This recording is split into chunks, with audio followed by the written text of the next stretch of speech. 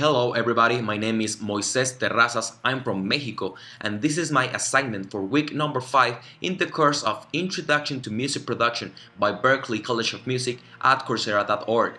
In today's lesson, I'll be teaching you how to create your own EQ in Ableton Live 9 using the same specifications that you will find in an analog large format mixing board. So let's get started. So we are going to configure an EQ the same way that a large format mixing board is configured.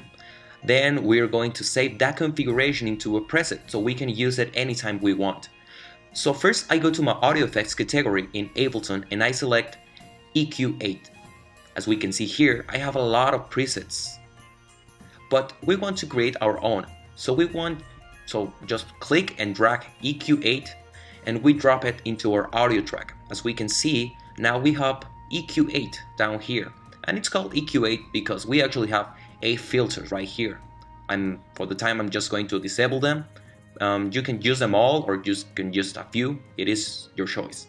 The first thing we'll have in most mixing boards is a high pass filter, and we can see right here in our example which help us to remove rumble and other noises. In this device, in the example, it's set at 75 Hz and it says 18 decibels per octave. Now, EQ8 in Ableton does not have an 18 decibels per octave option.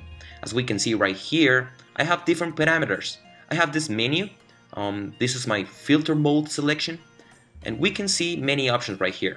And I'm going to go from top to bottom. We have low cut, and this is ×4. Then we have another low cut, low shelf, bell, notch, high shelf, high cut, and again high cut ×4. Now the low cut and high cut, it's 12 decibels per octave by default, and you can only change it with the ×4 option.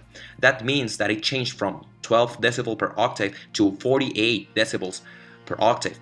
I will choose the normal option. I think it's closer to the 18 decibel per octave that we have in our EQ in the mixing board in the example right here, and I can enable and disable this if I need it by just clicking this square button.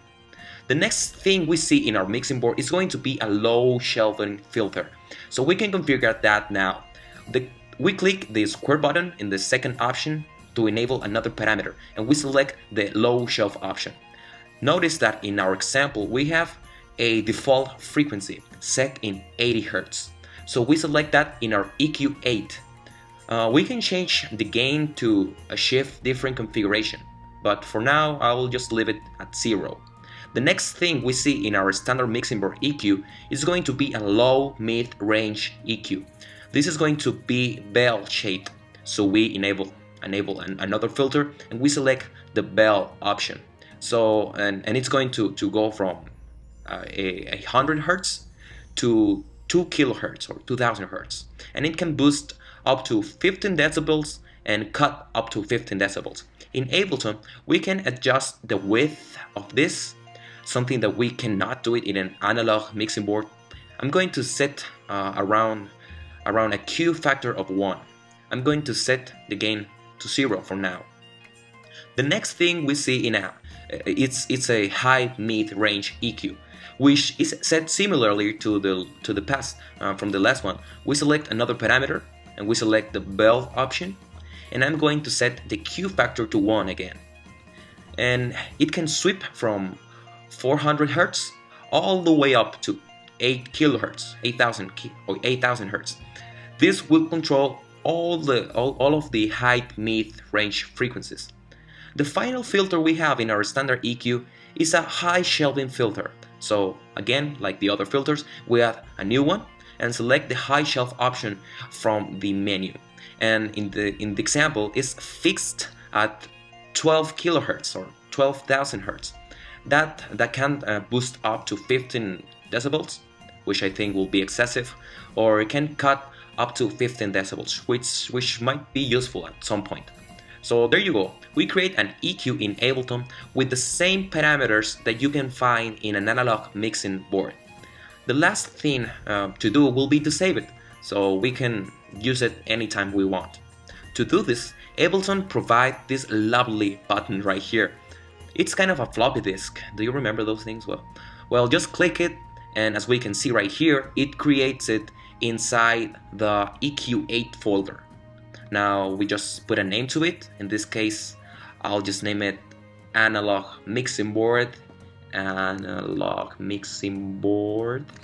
then press enter. And there you have it, your own EQ with the analog mixing board specifications in Ableton Live 9. Now, I know the video is slightly bit longer than 5 minutes, so I really appreciate the time you're taking to evaluate me. Any feedback on the video will be appreciated, so feel free to criticize. I hope you like this video and see you next week. Ciao!